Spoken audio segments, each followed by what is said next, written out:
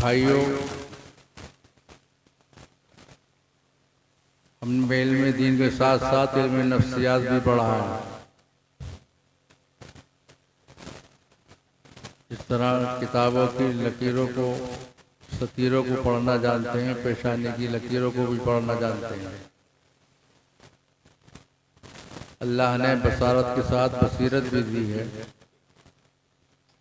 आप क्या चाहते हैं आपको बताने की जरूरत नहीं है। ये वक्त सुनने का नहीं, सोने का है। तो सुनाया नहीं जाएगा, सुलाया जाएगा। यहाँ नहीं, अपने घर जाकर सोइए।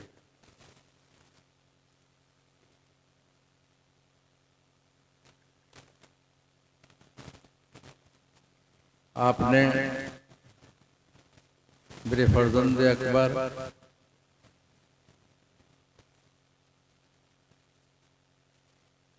मुसम्मा भी मोहम्मद वसीम अख्तर, मुलक़्क़ब भी हम्माद रज़ा मुरादाबादी तो सुना, शायद पसंद किया।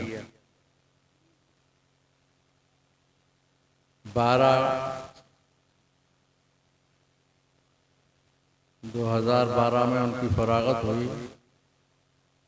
दर्जे इफ्ता से,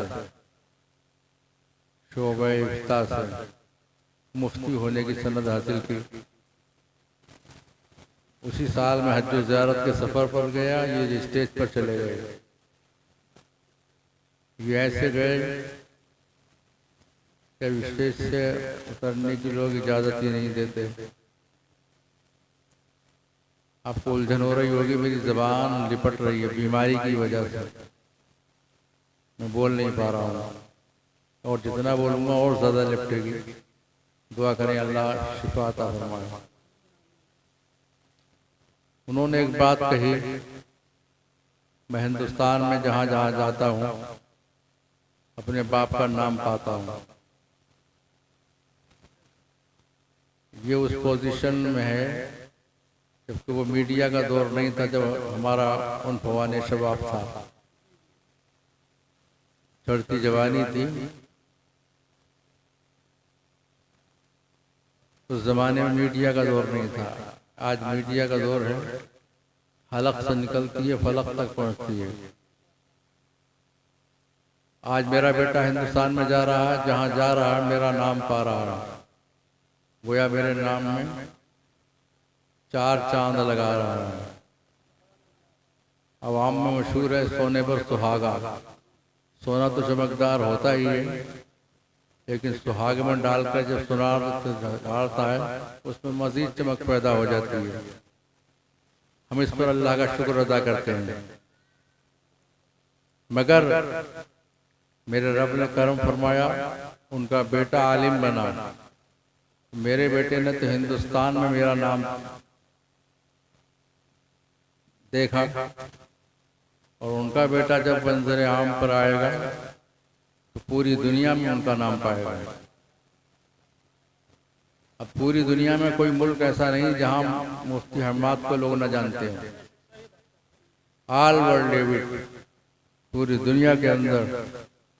अच्छा,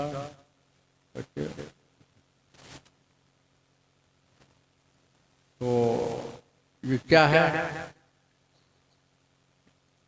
दीन बड़ा खुददार है, अपने ऊपर एहसान नहीं रखता। हमने दीन का काम किया तो उस दीन ने हमें हैंड टू हैंड उसका सिला दिया। दुनिया में ये सिला है कि जो नहीं जानता था वो भी जान गया।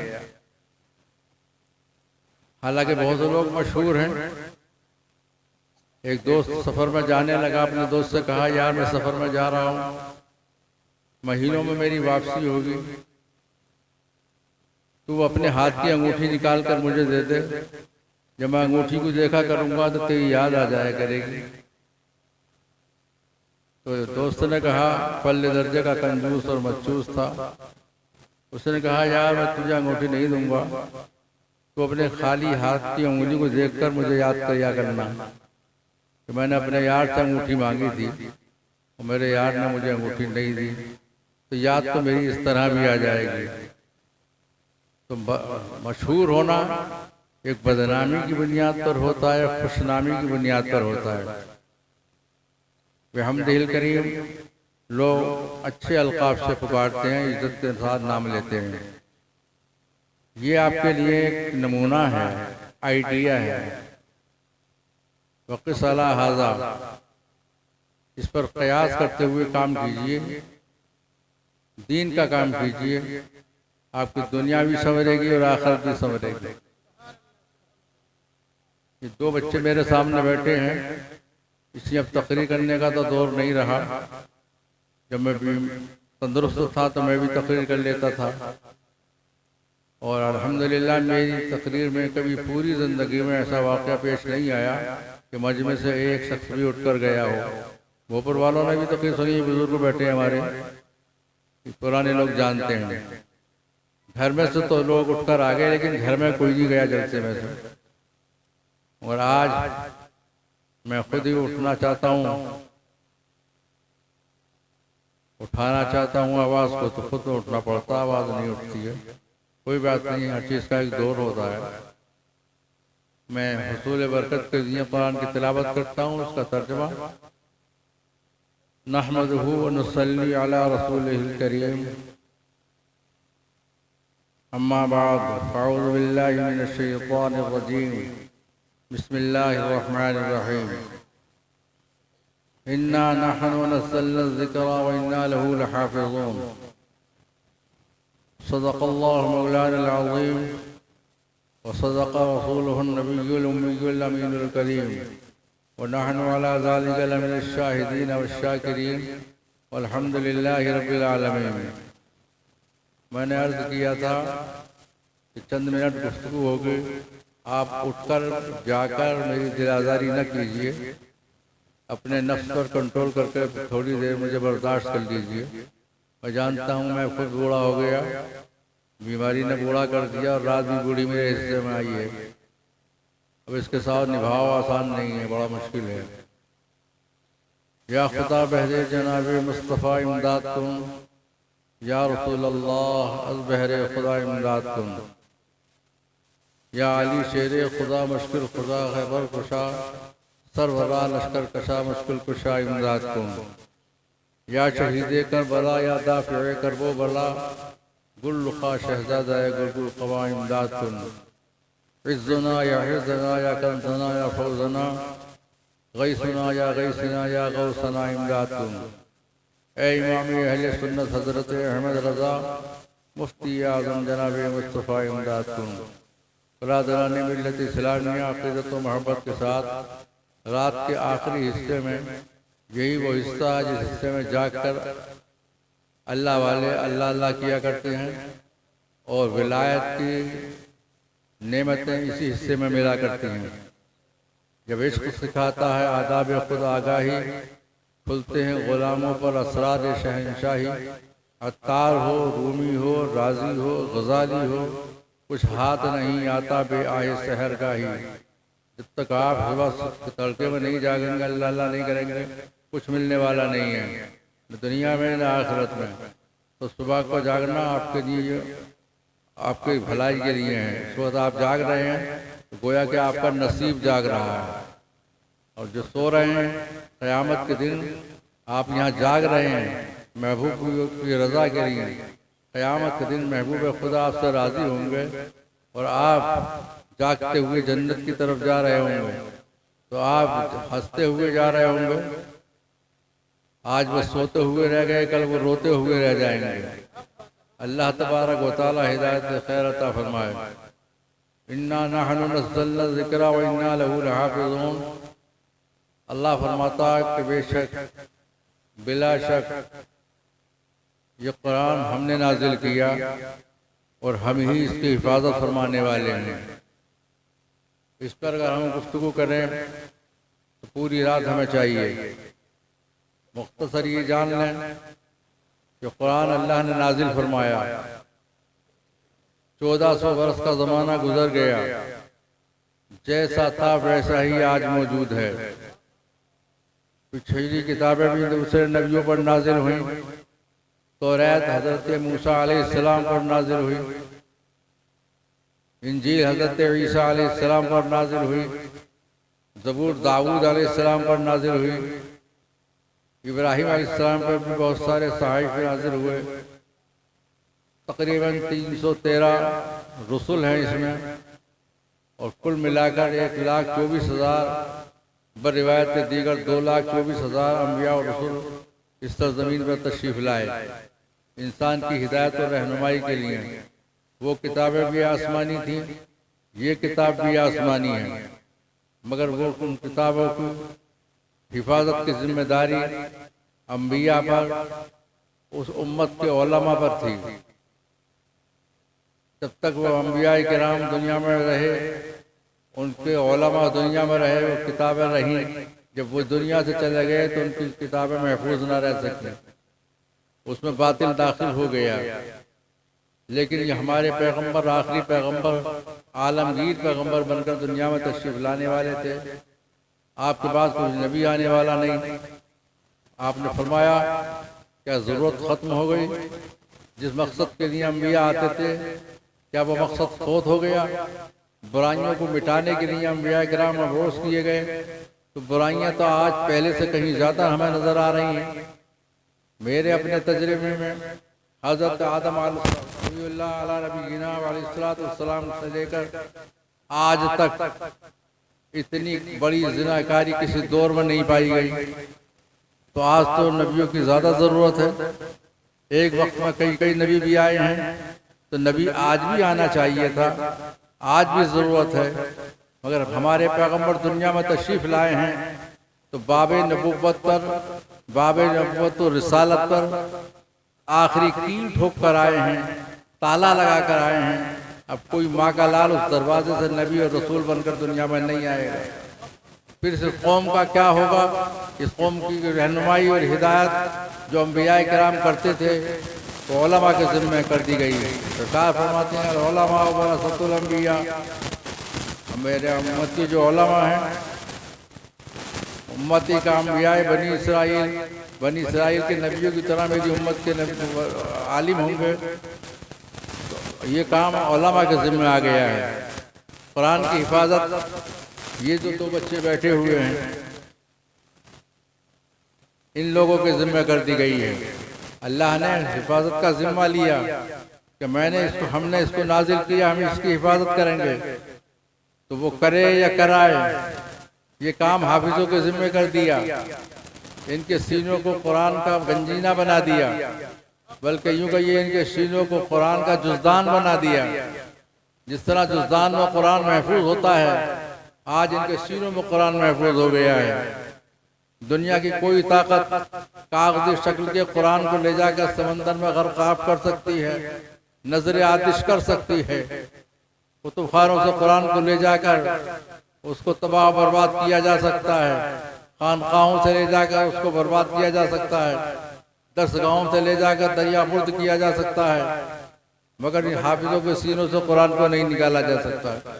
इसलिए कि रब ने वादा फरमाया कि हमने कुरान को नाजिल किया, हम ही इसकी हिफाजत करेंगे। और कैसे कैसे कुरान के अंदर तमाम हुरूफ गिने चुने हैं। कुरान में 30 पारे हैं, 114 सूरतें हैं, 3,23,671 हुरूफ हैं कुरान के अंदर। न एक हर्फ घट सकता है, न एक हर्फ बढ़ सकता है। और पैगंबर इस्लाम ने फरमाया मन क़राअल कुराना हरफन फलहु बिही हसना, जिसने कुरान का एक हर्फ पढ़ा उसको 10 नेकियां अता की जाएंगी। सुभान अल्लाह। फलहु अशरु अमसालिहा, उसको 10 नेकियां अता की जाएंगी।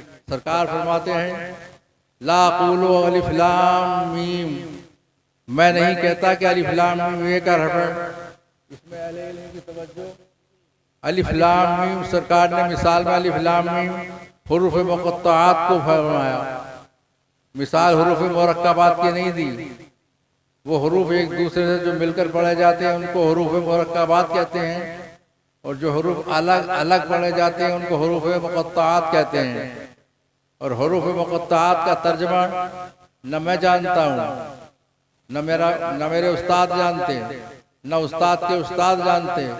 ये सिलसिला सहाबा किराम तक पहुंच जाता है। सहाबा किराम तक हुरूफ मुक़त्तआत का तर्जुमा और मतलब कोई जानता ही नहीं, सिर्फ अल्लाह जानता है या रसूलुल्लाह जानते हैं।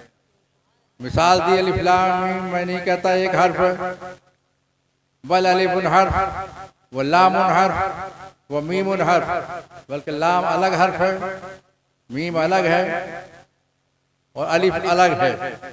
वो एक अलग 3 हर्फ हो गए।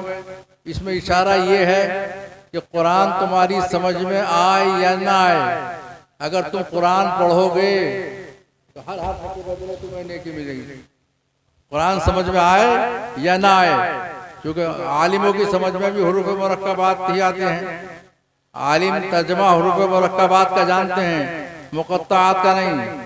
अलिफ लाम मीम सबसे पहले सूरह बकरा के शुरू में आया, इसका तर्जुमा और मतलब क्या है हम नहीं जानते। यहाँ पर एतराज़ पैदा होता है कि कुरान ने कहा तो किस लिए, हम कुरान से पूछते हैं तो किस लिए आया।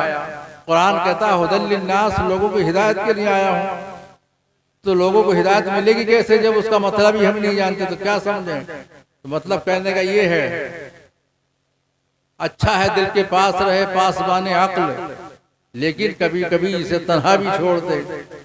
जो बात तुम्हारी समझ में आ गई, क्या इस्लाम की वही बात मानोगे? जो समझ में नहीं आएगा उसको नहीं मानोगे। याद रख तो पीर रूमी का कहा, अक्ल कुर्बा कुन व पेशे मुस्तफ़ा। हमें चाहिए ये जब अलिफ लाम मीम की तिलावत करें तो हमारे दिल की आवाज़ ये हो, मौला इस अलिफ लाम मीम से तेरी जो भी मुराद हो हमारा उस पर ईमान है। बस उसका ये मफहूम हुआ। तो एक हर्फ के बदले कितनी नेकियां हैं? आवाज से बोलिए, थोड़ा सा मेरी मदद करो। 10 नेकियां हैं। तो अलिफ लाम मीम सिर्फ इतना पढ़ दिया आपने, कितनी नेकियां मिली? 30। 3 हर्फ हो गए तो 30 नेकियां हो गई। अब 30 एक हर्फ के बदले 10 नेकियां, 3,23,671 हुरूफ को अब 10 से आप ज़रब कर दीजिए तो कितनी नेकियां होंगी? सुभान अल्लाह। अब यही हफ़ाज़ कुरान नमाज तरावी पढ़ाएंगे। अब ये कुरान को जब रटेंगे, दिल में याद करेंगे तो 10 गुना नेकियां इनको मिलेंगी। 3,23,671 हुरूफ के जब ये कुरान को पढ़ेंगे नमाज के बाहर तो 10 गुना, और वजू करके नमाज पढ़ेंगे बैठकर, नमाज में कुरान पढ़ेंगे तो एक हर्फ के बदले 25 गुना, 50 गुना। और खड़े होकर नमाज में जब कुरान की तिलावत करेंगे तो एक एक हर्फ के बदले में 100 नेकियां अता की जाएंगी। 100 नेकियां। अब 3,23,671 हुरूफ को 100 से ज़रब कर दीजिए तो कितनी नेकियां बनती हैं। मगर आप महरूम नहीं हैं। नमाज तरावी पढ़िए, रमजान शरीफ का महीना आ रहा है। कुरान पाक का पढ़ना उससे अफजल है कुरान पाक का सुनना। जो कुरान पाक पढ़ेगा उसको ये सवाब मिलेगा, और जो कुरान पाक सुनेगा उसको इससे कहीं ज्यादा में सवाब मिलेगा। तो आप कभी अफसोस न मिले रमजान शरीफ में नमाज तरावी पढ़ें, लेकिन सही पढ़ना मकसूद है। इनकी बशारत के बारे में अब आप देखिए, कुरान क्या है? अर्रहमान अल्लमल कुरान, रहमान वो है जिसने अपने महबूब मोहम्मद रसूलुल्लाह को कुरान सिखाया। तो रसूलुल्लाह को पढ़ाया अल्लाह ने, अल्लाह से पढ़ा रसूलुल्लाह ने। तो जो अल्लाह ने रसूलुल्लाह को पढ़ाया वो कारी मुत्तलिब अपने इन बच्चों को पढ़ा रहे हैं। जो रसूलुल्लाह ने अल्लाह से पढ़ा सीखा वो बच्चे कारी अब्दुल मुत्तलिब से सीख रहे हैं। कोई मामूली चीज है हाफिज का मर्तबा? अल्लाह अकबर, जबरदस्त मर्तबा है। जानते हो कितना मर्तबा है? हदीस पाक सुनो, दुरूद पाक से पढ़कर, अल्लाहुम्मा सल्ली अला मुहम्मद व अला आलि मुहम्मद कमा सल्लैता अला इब्राहीम व अला आलि इब्राहीम इन्नका हमीदुम मजीद। बेटियां हमारी सुन रही हैं, उनके खतीब जा चुके हैं, वो बेटियों के खतीब हैं। बेटियों की हिमायत करते करते वो यहाँ तक आ गए हैं और उनकी हिमायत खत्म नहीं हो पा रही है। वो एक दर्द है कौम का जिसको बयान करते हैं, और हर आदमी समझता है कि मेरे दिल की आवाज़ है जो ये कह रहे हैं। हाँ, तो जब हाफिज कुरान, आप जानते हो इनका मर्तबा, मदीने वाले फरमाते हैं इज़ा माता हामिलुल कुरान, जब हाफिज कुरान मरता है उसको मौत आती है, जब हाफिज कुरान मरता है उसको मौत आती है, फ़अवहल्लाहु इलल अर्ज़ि अल्ला ताकुली लहमा, तो अल्लाह ज़मीन के नाम खिताब फरमाता है, ज़मीन तेरी आगोश में मेरे कुरान का हाफिज आ रहा है, इसके गोश्त को मत खाना। अल्लाह फरमाता ज़मीन के नाम खिताब, जब हाफिज कुरान मरता है इसके गोश्त को मत खाना। फतक़ूलु ऐ रब्बी, तो ज़मीन अर्ज़ करती है परवरदिगार आलम, कैफ़ आकुलु लहमहु व कलामुहु फ़ी जौफ़ी, मैं इसके गोश्त को कैसे खा सकती हूँ जबकि इसके सीने में तेरा कुरान महफूज है। ए अल्लाह, मैं वादा करती हूँ जिंदगी में इसने तेरे कुरान की हिफाजत की थी, अब क़यामत की सुबह तक मैं इसके जिस्म जान की हिफाजत करूंगा।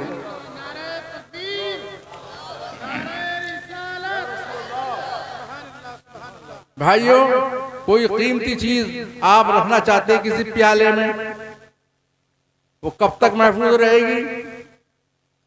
जब तक वो प्याला महफूज रहेगा। प्याला महफूज रही तो चीज भी गायब। कुरान जिसके सीने में महफूज है, जब तक कुरान रहेगा वो सीना महफूज रहेगा। मगर शर्त ये है कि हाफिज कुरान, एक हदीस और सुनाता हूं मैं आपको, मन क़राअल कुरान फस्तहफ़ज़हु, जिसने कुरान को पढ़कर अपने सीने में महफूज कर लिया, फ़अहल्ल हलालहु व हर्रम हरामहु, फिर उसके हलाल को हलाल जाना, हराम को हराम समझा, फ़अदख़लहुल्लाहुल जन्नह, तो अल्लाह उसको उसके बदले जन्नत में दाखिल फरमाएगा। क्या मतलब हुआ?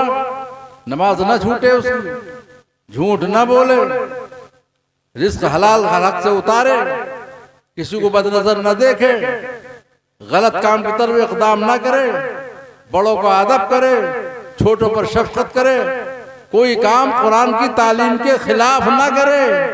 तो जानते हो क्या है? वशफ़अहु फ़ी अहले बैतिही कुल्लुहुम क़द वजबत लहुमुन नार, तो क़यामत के दिन परवरदिगार आलम उसकी शफ़ाअत से उसके घर के 10 ऐसे लोगों को जिनका जहन्नम में जाना वाजिब हो चुका होगा, कुल्लुहुम क़द वजबत लहुमुन नार वशफ़अहु फ़ी अहले बैतिही, उन 10 की वो हाफिज़ कुरान शफ़ाअत फरमाएगा। जहन्नम में जाना वाजिब हो चुका होगा, लाजिम हो चुका होगा, उनकी शफ़ाअत फरमाएगा। वो खुद तो जन्नत में जाएगा, और जानते हो क़यामत के दिन की शान के साथ आएगा।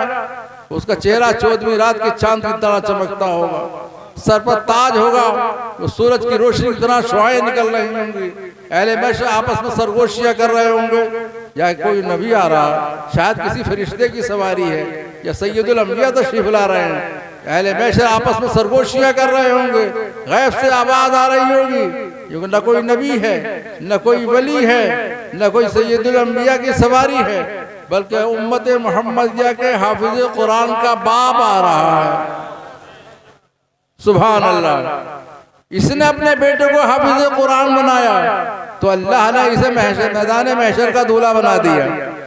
अब कुरान का हाफिज बनाने वाले का ये मर्तबा है कि मैदान महशर में सब नफ्सी के आलम में होंगे, कोई किसी का पुरसान हाल ना होगा, जमीन तांबे की होगी, आसमां फौलाद का होगा, सूरज आग बरसा रहा होगा, पसीना किसी के घुटनों तक होगा, किसी के शाने तक होगा, कोई पसीने में गोते खा रहा होगा। ऐसे आलम में ये मियां दूल्हा बनकर जन्नत की सवारी पर जन्नती लिबास में मलबूस बैठे हुए और अर्श के साए के नीचे जलवगर होंगे।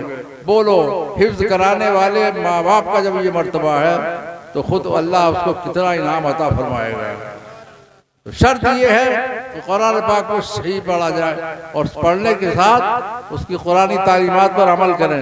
याद रखो, इल्म के बगैर अमल के बगैर इल्म बेकार है और शराफत के बगैर दौलत बेकार है।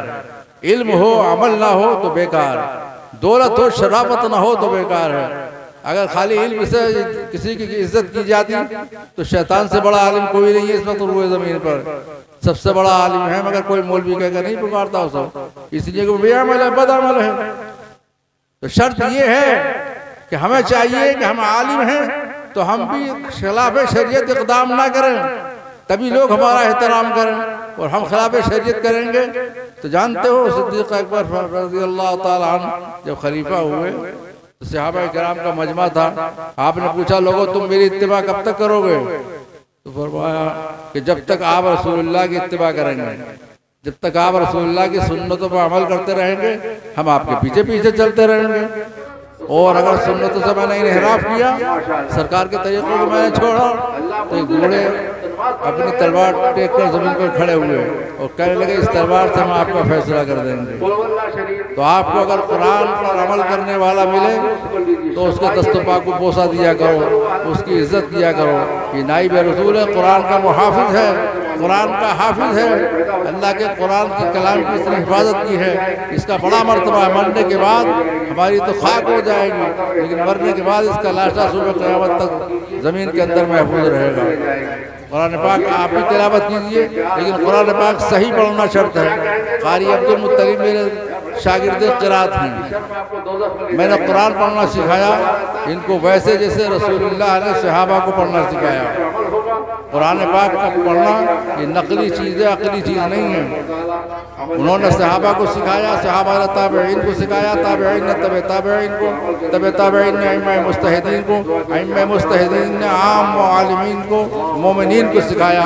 ये सिलसिला दर सिलसिला नस्ल बाद नस्ल हम तक पहुँचा।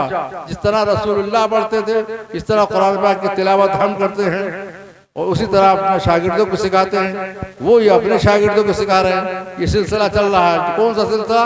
जो अल्लाह ने अपने महबूब को सिखाया।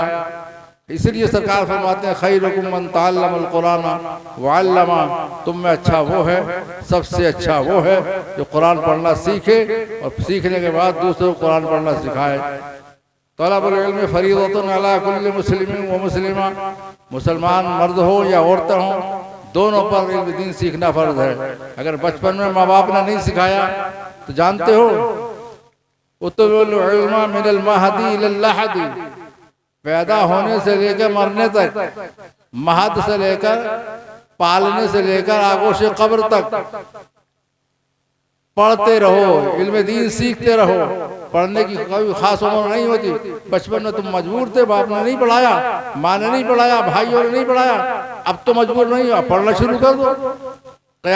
याद रखो अगर आपने नहीं पढ़ा, आपने दुनिया में कोई नेकी नहीं छोड़ी जो न की हो, और कोई गुनाह ऐसा नहीं था जिसके आप करीब भटके हों। आपके नामा अमाल में कोई गुनाह है ही नहीं, मगर आपने पढ़ा नहीं तो क़यामत के दिन आपको नार में डाला जाएगा।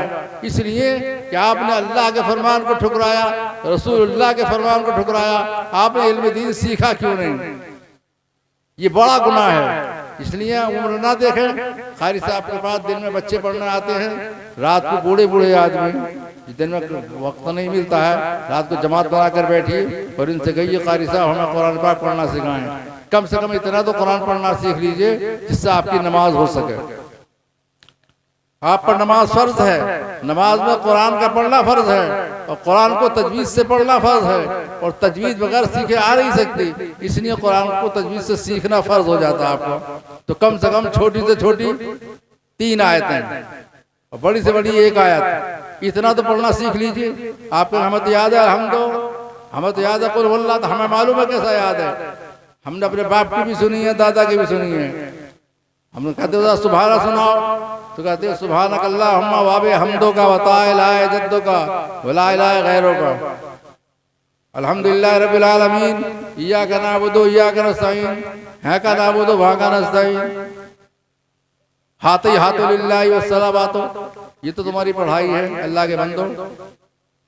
कुल शरीक तुम पढ़ोगे अल्हम्दुलिल्लाहि रब्बिल आलमीन, हर तारीफ उसके लिए तमाम आलम का पालने वाला है। अगर आपने है नहीं निकाली तो उसके मारा हो जाएंगे, भूखा मरना उसके लिए तो तमाम आलम को खिलाता है। अल्लाह समद, अल्लाह बेनियाज है, उसे किसी की कोई परवाह नहीं। किसी के कोई बेटा हो तो कोई खुशी नहीं होती, बेटा मर जाए किसी का तो कोई गम नहीं होता, वो बेनियाज है। और आप कहते हैं अल्लाह समद, तो उसके मारा हो जाएगी अल्लाह बुज़दिल है। माशाअल्लाह, माअज़ल्लाह, अल्लाह बुज़दिल है। तो नमाज पढ़ने गए हो, खुदा को बुरा भला कहने के लिए गए हो, तो कम से कम अपनी अल्हम्द शरीफ, कुल हुवल्लाह शरीफ और नमाज में जो कुछ पढ़ा जाता है वो आप दुरुस्त कर लीजिए, शर्माइए नहीं। इसलिए कि फस्अलू अहल ज़िक्र इन कुंतुम ला तालमून, अगर तुम नहीं जानते हो तो जानने वालों से मालूम करो। जानने वाले पैदा हो चुके हैं। शर्म एक वो है जो जन्नत में ले जाएगी, एक शर्म वो है जो दोज़ख में ले जाएगी। बड़े बैठे हो उनका अदब एहतराम कीजिए, उनके सामने कोई गलत बात मत कीजिए, ये शर्म आपको जन्नत में ले जाएगी। और ये शर्म कि क्या बूढ़े होकर हम पढ़ेंगे, लोग क्या कहेंगे, तो हम पढ़ रहे बूढ़े होकर, यार बड़े शर्म की बात है। ये शर्म आपको दोज़ख में ले जाएगी। इस शर्म को बाला ताक कीजिए और पढ़ना शुरू कीजिए। सरकार की हदीस पर अमल होगा, आपकी दुनिया अच्छी हो जाएगी, आखिरत अच्छी हो जाएगी।